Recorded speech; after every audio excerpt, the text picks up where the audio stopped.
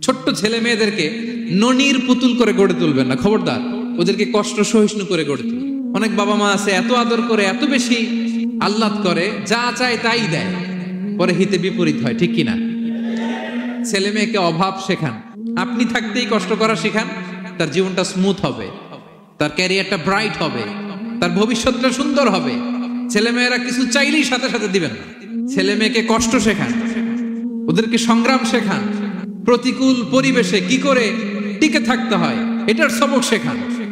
জীবন এটা সহজ নয়, জীবন চলার পথ সহজ নয়, এটাকে সহজ করে নিতে হয়। কখনো সবর করে, কখনো ক্ষমা করে, কখনো অন্যকে ইগনোর করে, কখনো দোয়া করে, কখনো আল্লাহর উপর তাওয়াক্কুল করে, ঠিক কিনা?